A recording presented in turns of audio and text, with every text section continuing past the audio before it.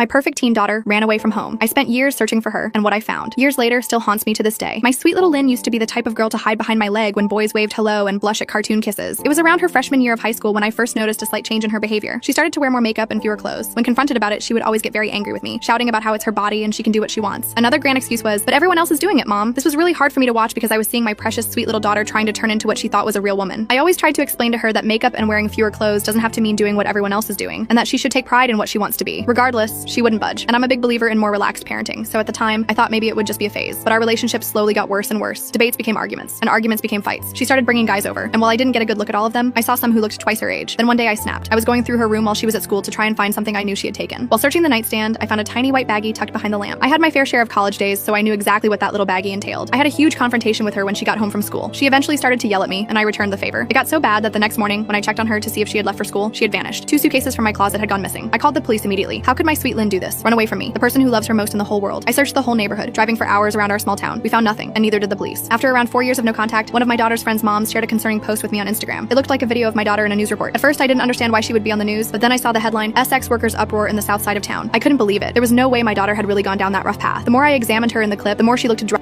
of her mind. Tears started instantly flowing from my eyes. Here I was, sitting in my bedroom, watching my daughter's life spiral out of control, and there was nothing I could do about it. The video was from Los Angeles, California, and I lived in a small town in Texas. After a few days of living with this news, I decided that it was only right to go and look for my daughter. I booked the next available flight to Los Angeles and made my way there in less than a couple of days. The next few weeks consisted of me getting in my rental car and searching all over the south side of town, just like the news report had said. I would pick a street, drive all the way down until it seemed to end, go over a block, and repeat. I knew the chances of me seeing her were slim, but I had no other choice at that point. I knew the police were really no help, so I didn't bother contacting them. One day, a miracle happened. I was driving down a desolate, rundown neighborhood when I saw what looked like my daughter's distinct features. I got closer, rolled down my window, and shouted her name. "Lynn!" She turned around instantly, and there she was, my beautiful baby girl. I got out of my car and ran to her. To my surprise, she started running toward me. "Mom! Mom!" she cried. We hugged each other like we never had before, tears rolling down each of our faces. It was truly a moment I'll never forget. She got into my car, and after about 10 minutes of hugging and crying, I took her to get food and sit down to talk. She still looked drugged out, and I could tell she was hurting. We were eating. I thought we would have a good conversation, catching up on things. Instead, she sat there with a dull look on her face the whole time, not really showing any emotion. I didn't know if this was the substances talking, but it really spooked me. I got her to talk a little near the end of dinner, but after we finished, I got into my car expecting her to follow. She didn't. She just stood there, staring at me. I asked her what she was doing. Didn't she want to come back with me and have a fresh start? She came closer and told me something that will haunt me for ages. I can't come, or they will find me and hurt me. That's where I drew the red line. I knew I had to get the police involved. I insisted on her coming with me, but she said they were watching and had already warned her without me noticing while we were eating. I told her to stay where she was and not to move as I called the police. While the phone was ringing, I noticed that she seemed to be looking off in the distance. She looked at something, then quickly turned back to me. She hugged me one last time and said, "I'm sorry, but I love you, Mom." Then she ran. She ran faster than I ever could. After that moment, I felt like I was drowning in my own sorrow. I now knew my daughter was in trouble, and I couldn't even protect her when she was right there in my possession. I felt like a failure as a mother, a failure as a protector, and a failure as a human. Seeing my own daughter's life spiral out of control has made me fall into my own pit of despair. I couldn't go back to Texas, not without Lynn. The thought of returning to our home, explaining to my family that I'd found Lynn only to lose her again, was unbearable. After Lynn ran, I sat frozen in my car, replaying everything and wondering where I'd failed. Calling the police led nowhere, and I couldn't face going home to her empty room. So I bounced between motels, drifting through unfamiliar streets and handing out flyers to anyone who'd listen. Nights were filled with regret. Maybe if I'd said I love you more and I'm disappointed less. Most days I just tried to keep moving, hoping every shelter worker's promise to call meant something. But the city made it easy to lose faith. Still, every morning I forced myself up and out because no matter how much hope faded, I wasn't ready to give up on my daughter. I started on Figueroa, posting flyers at bus stops and laundromats, working my way south. People moved around me in waves, some on their way to work, some already starting to drink. I'd catch eyes now and then, but mostly people didn't look. The ones who did seemed to know. Another missing girl, another desperate mother. I wondered how many faces they'd seen on these poles before. At a corner where a group of kids huddled around a broken shopping cart, I handed out a few flyers. One girl, barely 16 by my guess, with chipped nail polish and a glittering stud in her nose, looked at Lynn's photo for a long time. "She don't run with us," she said finally, shrugging, but I noticed the way her mouth twisted when she said it. She slipped the flyer into her jacket pocket anyway. Each day I added new stops. A soup kitchen on 7th, a drop-in center with battered couches and a sign-in sheet, a grimy park where men played cards for change. I learned to expect nothing and to see everything. Some people muttered prayers for me. Others avoided my eyes, afraid my grief was catching. At one shelter, a tired-looking social worker with a clipboard called me ma'am and let me use their phone. She scrolled through a database of missing teens, clicking through names with cold efficiency. "We see a lot of runaways," she said, her voice flat but not unkind. "Sometimes they come back, sometimes they don't." I wrote down addresses, phone numbers, dates, trying to piece together a trail. Every so often, a glimmer of hope. Someone thought they'd seen a girl like Lynn at a bus stop or working behind the counter at a donut shop. I'd drive there, heart pounding, scanning every face. Each time, it wasn't her. When the city grew too loud, I'd find myself staring at the sidewalk, reading the faded chalk lines and wishing for something to lead me forward. Sometimes I'd sit in the car and just breathe, letting the world move around me. I couldn't afford to break down. Not now. I started recognizing faces. The security guard who watched me tape flyers on the 7-Eleven window, the old woman with the shopping cart who camped by the freeway ramp. There was a strange comfort in their routine, a reminder that life moved on, even for those stuck in place. But I was moving too. Every block, every flyer, every "have you seen her?" kept the hope alive, no matter how faint it got. I told myself, as long as I kept searching, Lynn was still out there, still possible, still mine. I put off calling home as long as I could. It was easier to pretend Texas didn't exist. No house, no sun, no bills piling up in the mailbox. As long as I kept moving, I could tell myself I was still being a mother, still fighting for Lynn. But eventually the guilt built up so thick I couldn't breathe through it. I bought a calling card at the gas station. My cell phone was nearly dead again, and the last time I'd used it for a long-distance call, it cut out halfway through Joshua's sentence. This time, I wanted no excuses. The phone rang 3 times before my son answered. His voice was lower than I remembered, older, hardened, carrying something sharp I'd never heard in it before. "Deborah," he said, not Mom. The word dropped like a stone in my chest. "Hi, honey. I just wanted to check in," I said, forcing a lightness I didn't feel. He was quiet. "Are you still in California?" I nodded, then realized he couldn't see me. "Yes, I'm still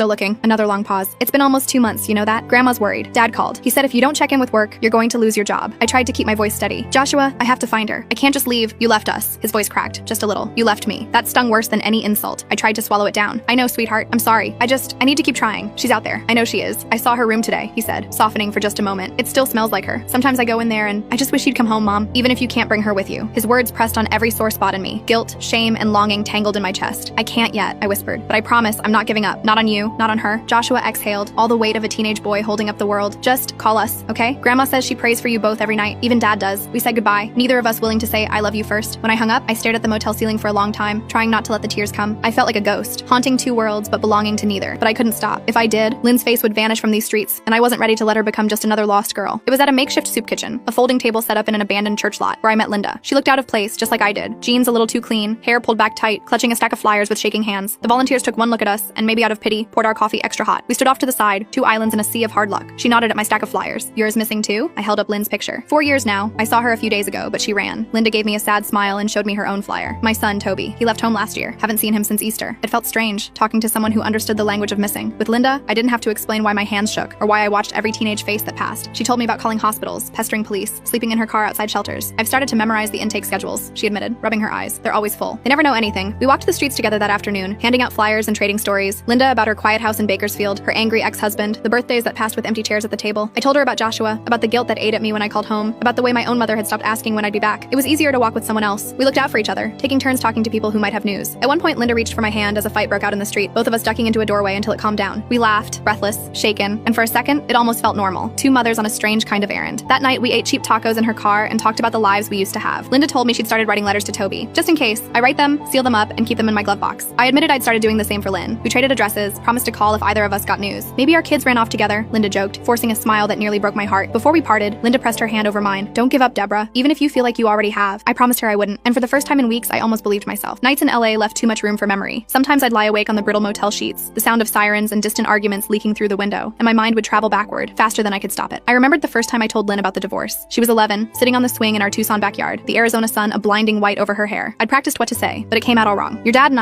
we can't live together anymore, but we both love you. That never changes." She stared straight ahead, her hands tightening on the chains. "I know what it means," she said quietly. "It means Dad doesn't love you anymore." I wanted to argue, to untangle the truth, but what good would that do? The damage was already done, and kids see through lies sharper than any adult. The move to Oregon was supposed to be a new start. 4 girls and a tired mother, stuffed in a station wagon, driving north with everything we owned. I tried to make it an adventure, picked out songs for the road, planned picnics along the way, but grief hung over every mile. The girls fought more than they laughed. Lynn grew quiet and sharp around the edges, always watching me like she was waiting for me to disappear too. By the time she hit high school, I was already losing her. She changed her hair, changed her friends, stayed out late with excuses I didn't dare challenge. I told myself it was normal, that she was finding herself, but every slammed door felt like another crack in our family. Sometimes, after the younger girls went to sleep, I'd stand in the hallway and listen for Lynn's breathing, proof that she was still there, still safe. I made mistakes. I know that now. I let my anger show too often. I tried to reason with her like she was still a child, even when she'd outgrown that a long time ago. Some nights I think about every harsh word, every time I chose work or exhaustion over listening. Regret is a language I speak fluently now. Here, in the city where she vanished, the past doesn't let go. I replay the old arguments, the times I looked right at my daughter and didn't see what she needed. Maybe if I'd loved her differently, if I'd paid more attention, she'd be safe in a warm bed instead of lost in the dark. I can't change any of it. All I can do is keep searching, hoping it's not too late to find her and to find forgiveness for both of us. I used to believe in the system. Maybe not completely, but enough to think that if something terrible happened, someone in a uniform would help. In Los Angeles, that belief shriveled fast. The first time I went to the police station, I wore my cleanest shirt and tried to keep my voice steady. I waited an hour just to be seen, sitting on a plastic chair under harsh fluorescent lights. The room smelled of sweat, cheap coffee, and tired hope. When my turn came, the officer barely looked at me. "Runaway?" he asked, scribbling without looking up. "My daughter. She's been gone for years, but I saw her. I know she's here. She's in trouble." He raised an eyebrow, flipping through a battered folder. "How old is she now?" 18, just turned. The look he gave me was worse than a slap. "That makes her an adult. She can make her own decisions, ma'am." I tried to argue, voice rising. "She's not safe. She's being exploited. I know it. Please, He cut me off. "Unless she's a danger to herself or someone else, there's not much we can do." He handed me a pamphlet about missing persons, and that was that. The shelters were no better. There were forms to fill out, waiting lists for runaways, rules about curfews and proof of residence. One social worker, a woman with kind eyes and tired hands, did her best to soften the blow. "We're full every night," she said, "but if she checks in, we'll call you." She promised, but I could tell she didn't expect it to happen. Sometimes I'd show up with Lynn's photo and get nothing but blank stares, like I was asking for a miracle no one had to spare. Other times, a flash of recognition, someone might have seen her, or maybe it was just another girl with the same look in her eyes. eyes. False hope became a kind of torture. Once I sat through a support group for parents of missing kids. We were supposed to take turns sharing, but all I could do was listen. Stories so much like mine, voices breaking, some clinging to hope, others already hollowed out by loss. I watched the clock, thinking of all the hours I'd wasted waiting for someone else to find my child. Some nights I called the hotline numbers just to hear a stranger's voice, to feel less alone. Most of the time, I hung up before anyone answered. I started to wonder if the world was built to break mothers like me, if every door was meant to slam shut until I stopped asking for help. But I didn't stop. Every rejection made me angrier, more stubborn. If the system wouldn't save Lynn, I'd have to do it myself. I didn't know how, but I knew I couldn't count on anyone else. So I hit the streets harder, holding tighter to hope, letting the city's indifference turn to fuel. Maybe it wasn't much, but it was all I had left. It was a Tuesday afternoon when I got the call. I was in the back booth of a donut shop, staring at the last cold sips of coffee, when my phone buzzed. An unfamiliar number. For a split second, I thought it might be Lynn. Instead, it was Eddie, the outreach worker. Deborah, I think we got something. One of our girls saw someone matching your daughter's description near the bus depot on 6th. Blue jacket, long hair, said she looked sick, was with a group. If you hurry, you might catch her. Hope struck me like lightning. I left a crumpled dollar on the counter and ran, my heart thudding so hard it hurt. My hands shook so badly I fumbled my keys twice. The city blurred past in streaks of gray and sun. All the way to the depot I prayed, please let it be her. Let me be fast enough. The bus depot was chaos. Lines of people, security guards, pigeons picking at dropped food. I pushed through the crowd, holding Lynn's photo in the air, asking everyone I passed, did you see a girl in a blue jacket? Long brown hair? Please, she's sick. She needs help. A young man nodded toward a row of benches. She was here, like 5 minutes ago. Left with some others, went down that alley. I ran. My legs burned, lungs raw as I followed the alleyway behind the depot. The stink of urine and trash nearly choked me, but I kept going, eyes darting to every figure hunched in the shadows. Then I saw her. At least I thought it was her. A girl in a blue jacket, head down, surrounded by 3 others. Her walk was off, her steps dragging. Lynn, I shouted, my voice cracking, desperate and wild. She looked up. For a heartbeat, I was sure it was her. Those same haunted eyes, that familiar slouch. But as I drew closer, the girl shrank away, fear flashing across her face. It wasn't Lynn, just another runaway, another lost child wearing my daughter's pain. One of the others glared at me, stepping between us. Get out of here, lady. Don't you know these streets eat people like you? I stumbled back, humiliation and heartbreak twisting inside me. For a moment, I just stood there, dizzy and lost, the city whirling on without me. The hope I'd felt was already dissolving into self-loathing. I'd let myself believe just for a second that it was possible. My daughter, found at last. Instead, I was left with empty hands and the echo of her name on my tongue. I walked back to my car slowly, each step heavier than the last. The sun was setting by the time I collapsed behind the wheel, tears streaking my cheeks. I pressed Lynn's photo to my heart and whispered, I'm still here. I'll keep looking. I promise. But in that moment, even my promises felt thin, like breath on glass, already fading in the dark. The streets changed after sunset. Even the shadows felt different, longer, hungrier, hiding secrets I didn't want to learn. Still, I couldn't sleep. Each night, I convinced myself that the next hour, the next corner, would be the one that brought Lynn back to me. I grew reckless. Sometimes I'd park and walk alleys alone, clutching my phone and a can of pepper spray I bought at a gas station. I told myself I was being brave, but deep down, I knew it was something closer to desperation. One night, as I was taping a flyer to a lamppost behind a row of boarded up shops, I heard footsteps behind me, quick, sharp, too close. I spun around and came face to face with a young man, no older than 20, eyes darting, breath ragged. What are you doing out here? He demanded, voice rough and low. I tried to keep my fear out of my voice. I'm just looking for someone, my daughter. She's missing. He glanced at the flyer. You got any money? I shook my head, but he stepped closer anyway. Lady, you shouldn't be out here. He reached for my purse, quick as a snake. I tried to back away, but he grabbed my arm, yanking hard enough to make me stumble. Before I could shout, a second figure appeared. A woman, thin as a wisp, face hidden by a dirty scarf. She shouted something in a language I didn't know, and the young man let go, spitting on the ground. You're lucky, he muttered, stalking off into the dark. I stood there shaking, too stunned to cry. The woman approached, eyes narrowed. Stupid to walk alone, she said, voice soft but fierce. This place, it'll eat you. Go home. I can't, I whispered, not without her. She looked at me a long time, then nodded, as if she understood. She pressed something into my hand, a tiny flashlight, cheap but sturdy. Next time, keep your eyes open. Watch the shadows. I thanked her, the words sticking in my throat. When she disappeared into the night, I realized I was clutching Lynn's photo so hard it had wrinkled. My knees buckled and I sat on the curb, breath ragged, shaking in the cold. I wanted to give up. I wanted to call Joshua, beg him to come get me, but pride wouldn't let me. I wiped my face, steadied my breath, and forced myself to stand. I was still alive. I could still search. But for the first time, I understood just how fragile I'd become, how close I was to losing myself as well as Lynn. That night, back at the motel, I locked the door and slept in my clothes, flashlight clutched in my hand. The city kept on humming outside, but I dreamt of home, of Lynn as a little girl, safe in her bed, her small hand curled around mine. When I woke, I knew the city hadn't beaten me yet, but it was getting close. It was nearly dawn when the motel phone rang, a shrill, unnatural sound that yanked me out of uneasy sleep. For a moment, I thought I was dreaming, but the phone kept ringing. I lunged for it, heart in my throat. Hello? A woman's voice crackled through, official, but hurried. This is County General. We have a Jane Doe who matches the description on a flyer brought in last night. We need you to come down and confirm. My hands shook so badly I nearly dropped the phone. Is she